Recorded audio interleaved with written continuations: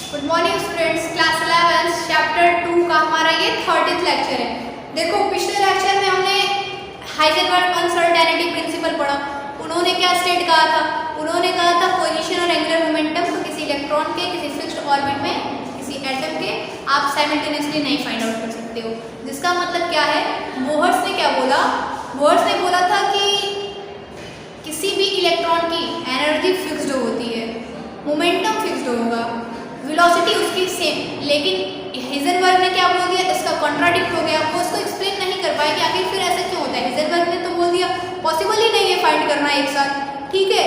तो बोहर्स एक particle nature लेकर के चल रहे थे, बट अब यहाँ पर लेना इंपॉर्टेंट हो गया। क्लासिकल लेकर के चल रहे थे क्लासिकल थियोरी पे, तो ये उससे पॉसिबल नहीं था। क्लासिकल थियोरी पे एज अ पार्टिकल बस बात होती है, ठीक है, ज़्यादातर as a particle.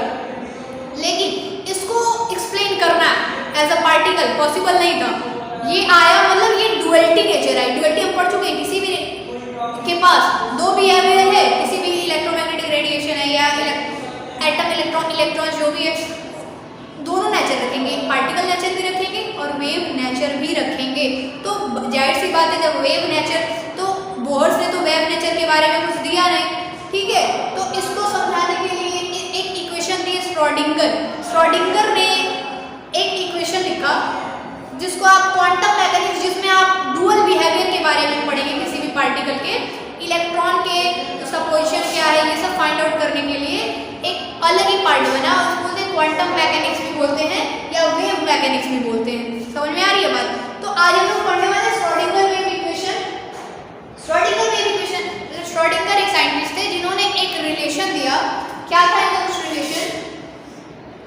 Del square psi dx square plus del square psi dy square del square psi. अरे बताते हैं ये सब हो क्या है? d del square x plus dy square plus 8 pi square m plus 8 pi square m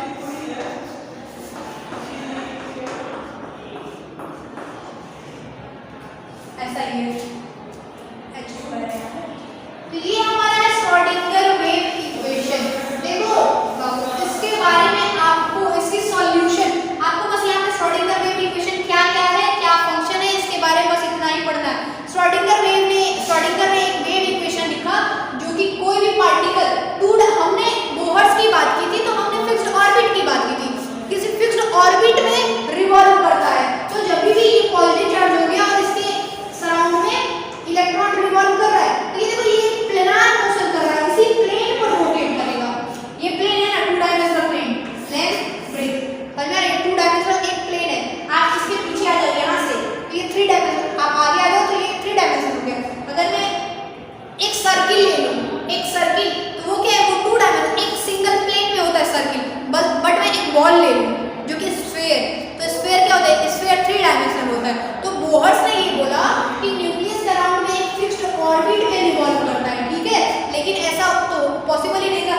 ये as a wave revolve करता है, इस तरीके से रिवॉल्व करता है ना, वेव के फॉर्म में। तो जब भी वेव जाएगा तो आप बताओ मुझे, ऊपर नीचे, यहाँ ये हो गया प्लेन, तो प्लेन के ऊपर परपेंडिकुलर भी जाएगा, फिर अंदर भी जाएगा।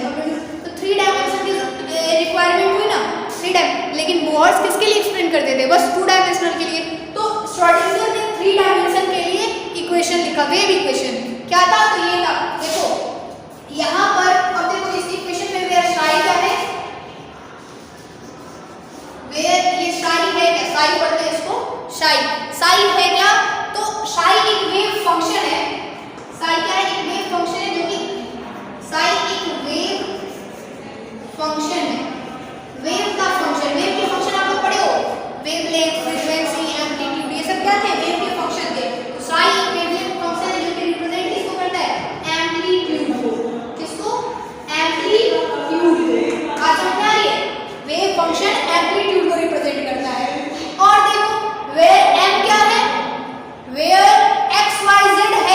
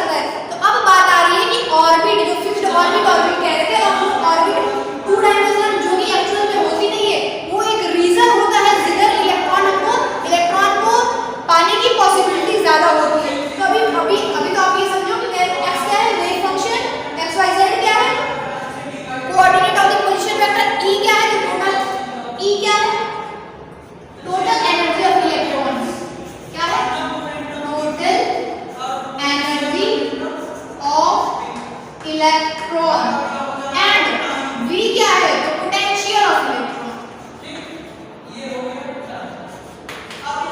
Potential energy of electron, potential energy of electron, and और क्या है, h के बारे में आप लोगों को पता है, h क्या है, प्लैंक्स कांस्टेंट, तो मैंने लिख लिया, यही हो गया जो रेट का चीज प्लैंक्स कांस्टेंट। और देखिए v2x अपॉन dx स्क्वायर क्या है, साई को हमने x के टर्म में 2 बार डिफरेंशिएट किया है। आप लोग फिजिक्स में थोड़ा बहुत आपको डिफरेंशिएशन थोड़ा बहुत आ गया होगा, तो इसका मतलब ये है साई को मतलब एम्पलीट्यूड को मैंने x के रिस्पेक्ट में 2 बार डिफरेंशिएट किया, फिर वही साई को मैंने y के रिस्पेक्ट में 2 बार डिफरेंशिएट किया, डबल डिफरेंशिएट, साई को z के रिस्पेक्ट में मैंने 2 बार डबल डिफरेंशिएट किया है, ठीक है। तो ये देखो यही हमारा इक्वेशन है, और ये इक्वेशन का सॉल्यूशन आपको नहीं पढ़ना है, कैसे ये इक्वेशन सॉल्व होता है, ये हायर क्लासों में बैचलर डिग्री उधर जाकर के आपको इसका सॉल्यूशन पता चलेगा, इसको सॉल्व कैसे करते हैं इस इक्वेशन को।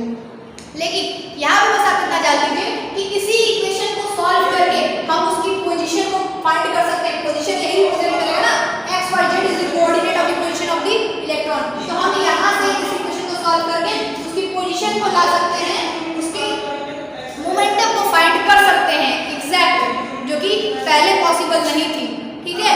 और देखो यहाँ पर एक और चीज, इसी इक्वेशन को कुछ इस तरीके से लिख दिया गया, श्रोडिंगर वेव इक्वेशन में भी रिटन एज h, इस तरीके से भी लिखा गया h cap psi is equal to e psi। इस इक्वेशन का आंसर फॉर्म ये भी है, ये इक्वेशन लिखो या ये इक्वेशन लिखो, ठीक है। वेयर h कैप e तो आपको पता है टोटल एनर्जी ऑफ इलेक्ट्रॉन है, psi कैप psi एम्पलीट्यूड है, वेव फंक्शन psi एम्पलीट्यूड है, h क्या है, वेयर h नया आ रहा है ना, तो वेयर h क्या होता है, हैमिल्टनियन ऑपरेटर, क्या बोलते हैं इसको, हैमिल्टोनियन ऑपरेटर,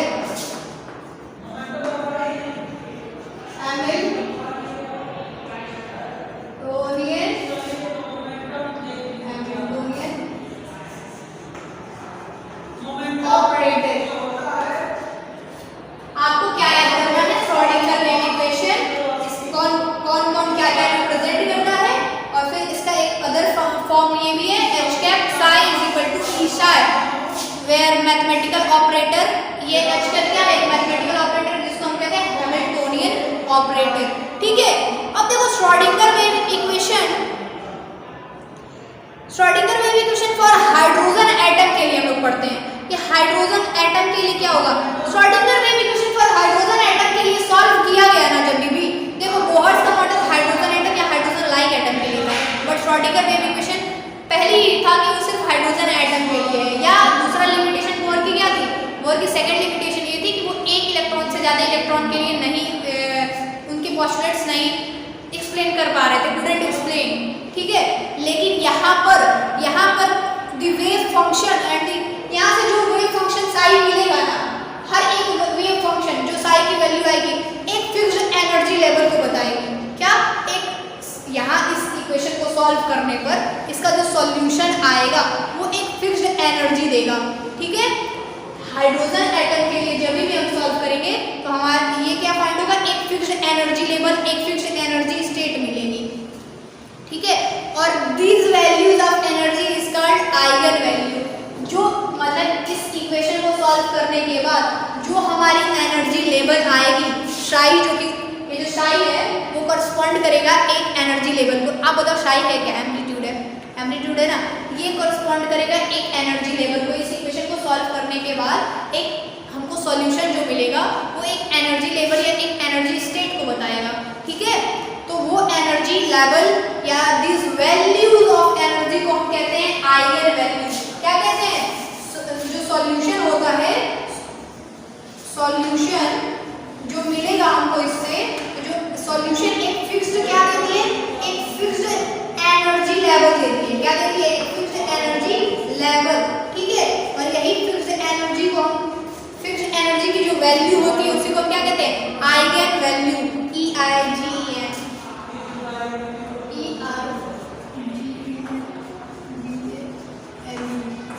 और ये बताओ, ये हम कह सकते हैं ना, एक फिक्स्ड साइड पर एक फिक्स्ड एनर्जी लेवल आएगा। ये भी कह सकते हैं एक फिक्स्ड आइगन वैल्यू, एक फिक्स्ड एनर्जी पर एक फिक्स्ड साइड आएगा। तो आइगन वैल्यू क्या है? तो वैल्यू ऑफ द एनर्जी है उस लेवल पर, फिक्स्ड लेवल पर वैल्यू ऑफ एनर्जी है। और उस लेवल पर जो साई होगा, जो वेव फंक्शन होगा, उसको आप क्या बोलोगे? जो, अरे भाई, किसी फिक्स्ड साई पर कुछ एनर्जी आएगी तो कुछ, ये भी तो कह सकते हैं कि फिक्स्ड एनर्जी पर साई की वैल्यू फिक्स्ड होगी। तो इस तरीके से क्या होगा, इसको कहोगे आइगन वैल्यू। और उस टाइम पर जो फिक्स्ड हमारी वेव फंक्शन होगी, आप उसको बोलोगे आइगन फंक्शन, ठीक है। तो the corresponding value of the wave function, कह रहे हैं ना कि किसी वेव फंक्शन पर इसको सॉल्व करेंगे, किसी वेव फंक्शन पर इसका जो सॉल्यूशन आएगा वो किसी फिक्स्ड एनर्जी को बताएगा, जो कि रिप्रेजेंट करेगा आइगन वैल्यू को। वो वैल्यू को कहेंगे आइगन वैल्यू। तो यानी कि हर एक आइगन वैल्यू करस्पॉन्ड करेगी एक फिक्स्ड साई फंक्शन, जिसको आप क्या कहोगे? Eigen function. एनर्जी की वैल्यू को आइगन वैल्यू और साई के फंक्शन को आइगन फंक्शन उस टाइम पर, ठीक है। बात समझे? अब दूसरा देखो, जैसा सेकंड पॉइंट हमारा ये है कि the wave function at the corresponding energy states are, देखो हर एक वेव फंक्शन, ये हमारा वेव फंक्शन है ना, एम्पलीट्यूड साई, तो हर एक वेव फंक्शन पर एक करस्पॉन्डिंग एनर्जी होगी हमारी, ठीक है। इसी हर एक वेव फंक्शन पर एक एनर्जी लेवल होगा इस स्टेट को रिप्रेजेंट करने के लिए। मैं 3 सेट तैयार की गई, 3 सेट तैयार की गई क्वांटम की, जो कि हम लोग आगे एक्सप्लेन करेंगे। आगे हम लोगों को क्वांटम ही पढ़ना है। अभी बस आप इतना समझो कि एनर्जी मतलब एक आइगन फंक्शन और एक आइगन वैल्यू को करस्पॉन्ड करने के लिए, सेट करने के लिए, वैल्यू को मतलब को रिलेट करने के लिए 3 क्या किया गया? 3 सेट तैयार किया गया। Principal quantum number, azimuthal quantum number और एक मैग्नेटिक क्वांटम नंबर, ठीक है। 3 क्वांटम नंबर जिसके बारे में अभी आपको आगे पढ़ना है। अब देखो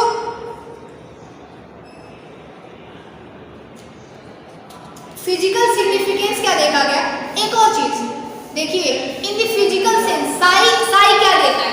साई आपको क्या देगा? साई की वैल्यू क्या देगी? आपको एम्पलीट्यूड देगा, एम्पलीट्यूड ऑफ द वेव, जो कि उस इलेक्ट्रॉन के साथ एसोसिएट, मतलब जो इलेक्ट्रॉन, जिस कोई इलेक्ट्रॉन रिवॉल्व कर रहा है तो वेव एज लाइक वेव की तरह रिवॉल्व करेगा। तो जो इलेक्ट्रॉन एसोसिएट करेगा जिस वेव से, उस वेव का एम्पलीट्यूड ये क्या होगा? साई होगा। समझ में आ रही है बात? और एक और चीज ध्यान दीजिए, तो अगर मैं psi square, we know that in the case of light wave, square of the amplitude of the wave at a point is proportional to the intensity of the light. Psi हमको क्या दे रहा है? एम्पलीट्यूड। और हमको मालूम है light के term में कि एम्पलीट्यूड का जो स्क्वायर होता है, एम्पलीट्यूड का स्क्वायर होता है, वही हमको क्या गिवन करता है? इंटेंसिटी ऑफ द लाइट के डायरेक्टली प्रोपोर्शनल होता है। किसके? इंटेंसिटी ऑफ द लाइट के। और आप मुझे बताओ कि intensity, square of the wave function में भी intensity of the electron at any point, intensity of the electron in other word Sai square determines the probability of finding the electrons. कहने का मतलब पूरा ये क्या है कि साई स्क्वायर वेव फंक्शन है। वेव फंक्शन लाइट में क्या होता है? वेव फंक्शन डायरेक्टली प्रोपोर्शनल होता है इंटेंसिटी के। तो आप कह सकते हो कि जो साई स्क्वायर है, साई स्क्वायर क्या रिप्रेजेंट करेगा? साई स्क्वायर डिटरमाइन करेगा probability of finding the moving electron. Sai square क्या रिप्रेजेंट करेगा? रिप्रेजेंट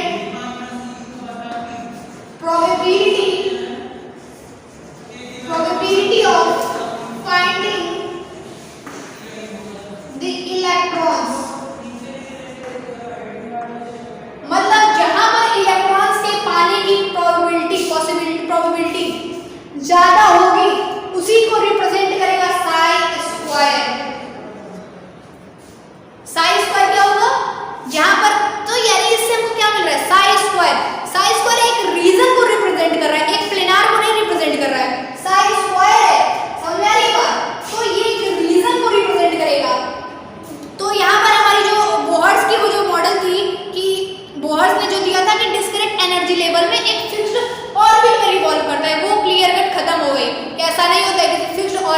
रिवॉल्व नहीं करता है, किसमें करेगा? कोई एक ऐसी रीजन होगी, एक ऐसा क्षेत्र होगा जहां पर हमको इलेक्ट्रॉन्स के पॉसिबिलिटी पाए जाने की, बहुत प्रोबेबिलिटी पाए जाने की ज्यादा होगी, 90 to 95%, तो वो रिप्रेजेंट करेगा साई स्क्वायर।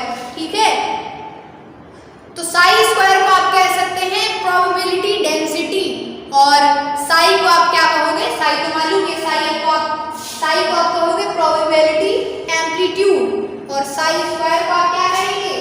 यहां से समझा दूं, यहां से साई क्या है? प्रोबेबिलिटी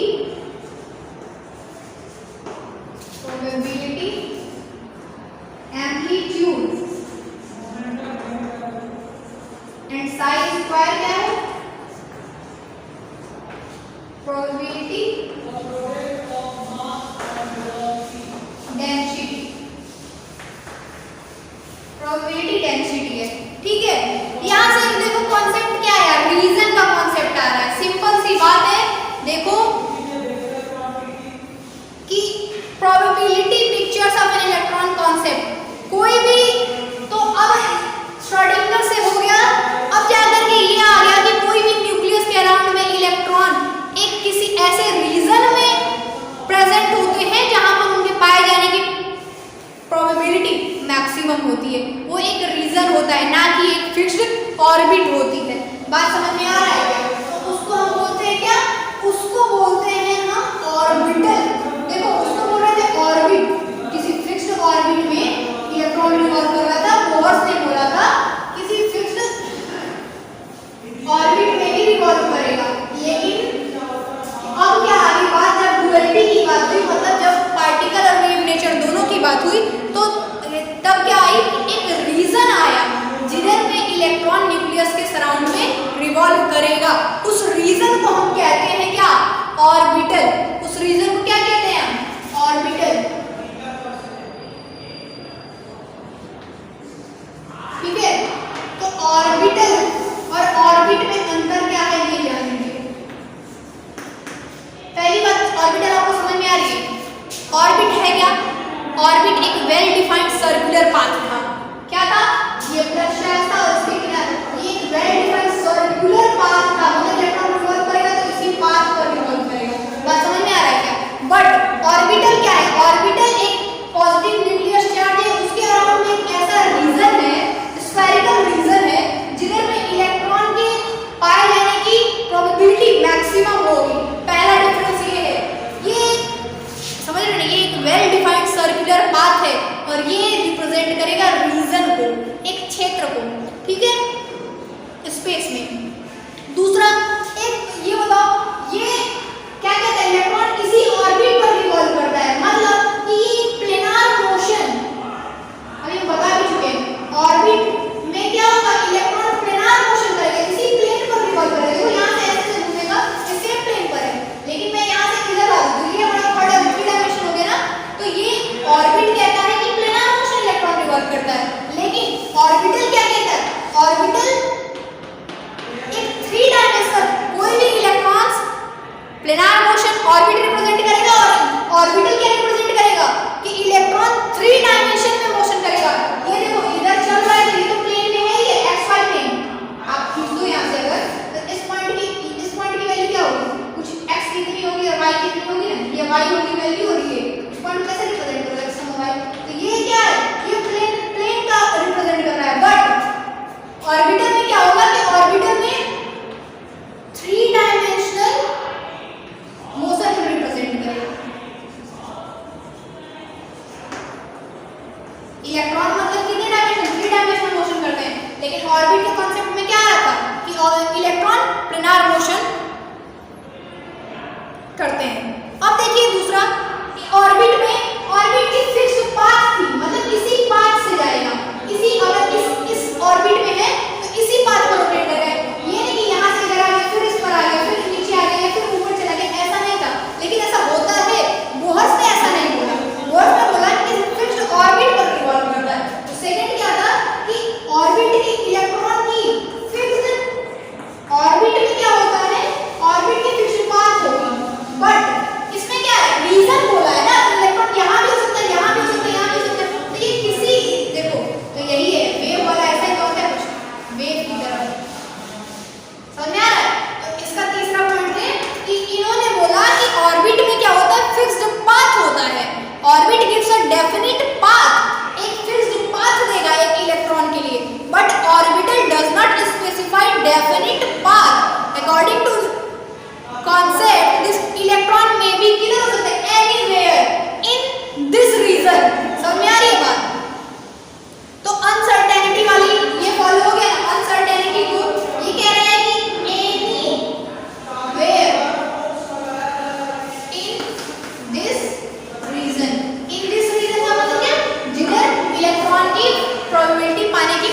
ज़्यादा होगी पाए जाने की, तो उस रीजन में वो कहीं भी हो सकते हैं। समझ में आ रही है बात? तो इसीलिए हमारी जो अनसर्टेनिटी, हाइजेनबर्ग ने बोला था अनसर्टेनिटी प्रिंसिपल, ये तो रॉन्ग हो गए क्योंकि इन्होंने बोला फिक्स्ड पाथ। अब बताओ जब फिक्स्ड पाथ है तो क्यों नहीं हम इसका पोजीशन पता कर पा रहे हैं? कर लेना चाहिए ना, लेकिन नहीं हो पाता है। इसलिए ये वर्ड्स यहाँ भी गलती कर गए और ये सेटिस्फाई हो गया। जाहिर सी बात है कहीं भी हो सकता है, कोई भी किसी भी तरीके से वो उसमें रिवॉल्व करेगा तो हम कैसे पता कर पाएंगे? समझ में आ रहा है? अनसर्टेनिटी को ये क्या करता है, ये कॉन्सेप्ट अनसर्टेनिटी के अकॉर्डिंग है। अब अगला है कि ऑर्बिटल के पास कोई डायरेक्शनल कैरेक्टर नहीं होता है कि इस तरीके से ही मूव करेगा या किस डायरेक्शन में, ये बस एक स्फेरिकल प्लेन के अंदर घूमता है। तो इसका ये फर्स्ट था, ये सेकंड था, ये थर्ड था और ये फोर्थ पॉइंट, ये कि इसमें कोई डायरेक्शनल कैरेक्टर नहीं होता है। ऑर्बिटल में डायरेक्शनल कैरेक्टर नहीं होता है, बट ऑर्बिटल में क्या होता है, except s orbital, s orbital को छोड़ करके सभी ऑर्बिटल के पास अपनी डायरेक्शनल कैरेक्टर होती है। जब अभी आप लोग आगे पढ़ोगे शेप के बारे में ना, तो एस का तो अच्छा एक पॉइंट छूट गया, पहले शेप के बारे में पढ़ो। ये रुक जाओ, इसको पढ़ने से पहले आप शेप के बारे में पढ़ो। ऑर्बिटल का शेप कैसा होता है, सर्कुलर होता है ना। इसका शेप कैसा है, ऑर्बिट का शेप कैसा है, सर्कुलर। तो इसका शेप सर्कुलर होता है, बट ऑर्बिटल में अलग अलग शेल का अलग अलग शेप होता है। ये है हमारा फोर्थ, इसको रुक जाओ, अभी ये पढ़ो शेप के बारे में तब समझ आएगा। फोर्थ शेप है हमारा एस ऑर्बिटल का जो शेप होता है वो स्फेरिकल होता है। पी ऑर्बिटल का जो शेप होता है वो डंबल शेप का होता है, डंबल शेप। वैसे डी ऑर्बिटल का डबल डंबल शेप होता है, डी ऑर्बिटल का डबल। लेकिन ऑर्बिट में क्या होगा, सारे क्या बोले थे, फिक्स्ड न्यूक्लियस के अराउंड में रिवॉल्व करता है। बात समझ में आ रहा है? जैसे कि एस ऑर्बिटल का स्फेरिकल होगा, पी का डबल होगा और डी का डबल होता है, दो होता है, एक डबल ऐसा डबल। इसके भी डायरेक्शन भी होता है, आप भी डायरेक्शन अभी इसी चैप्टर में आगे पढ़ेंगे कि डायरेक्शन किधर होता है। तो दूसरा हमारा ये, इसके बाद अगला पॉइंट हमारा ये है कि ऑर्बिट में कोई डायरेक्शन नहीं होता है, डायरेक्शन कैरेक्टर नहीं होता है, और इसमें डायरेक्शन होता है एस ऑर्बिट को बस छोड़ करके, क्योंकि एस का शेप भी स्फेरिकल होता है। एस को छोड़ करके और सारे ऑर्बिटल के पास अपनी कुछ डायरेक्शन होती है, ठीक। और एक और चीज, ऑर्बिट में electrons and orbit can accommodate electrons equal to 2n²। आप इस तरीके से भरते थे 10th तक, इलेक्ट्रॉन्स को आप फिलअप करते आते थे 2n² की तरह। लेकिन ऑर्बिटल कहता है कि ऑर्बिटल किसी एक ऑर्बिट में 2 से मोर देन इलेक्ट्रॉन आप फिल भी नहीं कर सकते हैं। 2 से अधिक इलेक्ट्रॉन आप मोर देन 2 इलेक्ट्रॉन से एकोमोडेट नहीं कर सकता है एक ऑर्बिटल में। ऑर्बिटल मतलब वह रीजन जिधर इलेक्ट्रॉन के पाए जाने की प्रोबेबिलिटी मैक्सिमम हो, 90 to 95%। आज के लिए बस इतना।